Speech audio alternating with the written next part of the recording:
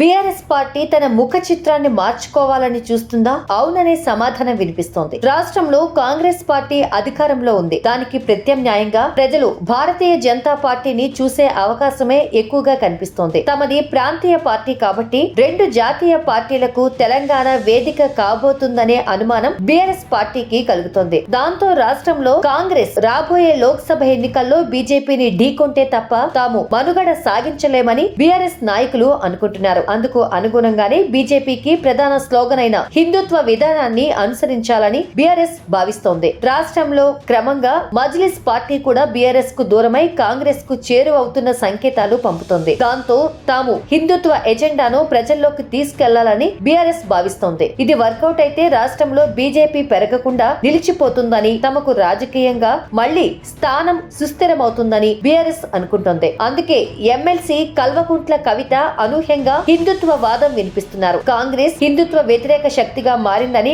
ఆరోపిస్తున్నారు. ప్రత్యేకంగా press meet పెట్టి జాతీయ మీడియాను సైతం ఆహ్వానించి కాంగ్రెస్ పై విమర్శలు గుప్పించారు. కాంగ్రెస్ డిఎన్ఏలోనే హిందూ వ్యతిరేక ధోరణి ఉందని బీఆర్ఎస్ ఎమ్మెల్సీ కల్వకుంట్ల కవిత గారు ఆరోపించారు. ఇండియా కూటమిలో ఉన్న డిఎంకే నేతలు హిందువుల మనోభావాలు దెబ్బతినేలా సనాతన ధర్మాన్ని అవమానిస్తూ మాట్లాడినప్పుడు, హిందీ మాట్లాడే రాష్ట్రాలను గోమూత్ర రాష్ట్రాలంటూ అవహేళన చేసినప్పుడు కూటమిలో కీలక పాత్ర పోషిస్తున్న కాంగ్రెస్ పార్టీ ఎందుకు స్పందించలేదని ఆమె ప్రశ్నించారు. ఆ వ్యాఖ్యల పట్ల రాహుల్ గాంధీ సమాధానం చెప్పాలని డిమాండ్ చేశారు. కర్ణాటకలో హిజాబ్ వివాదంపై కూడా రాహుల్ గాంధీ వైఖరిని వెల్లడించాలని అన్నారు. డిఎంకేను కూడా వివాదంలోకి తీసుకొచ్చి విమర్శలు గుప్పించారు. కాంగ్రెస్ మిత్రపక్షమైన డిఎంకే పార్టీ నాయకులు విద్వేష వ్యాఖ్యలు చేస్తున్నారని కవిత అంటున్నారు. దేశాన్ని విచ్ఛిన్నం చేసేలా కొంతమంది నేతలు వ్యాఖ్యలు ఉన్నాయన్నారు. ఒక రాష్ట్రంలో ఓట్ల కోసం దేశాన్ని అవమానించడం సరికాదని సూచించారు. ఇండియా కూటమికి నేతృత్వం వహిస్తున్న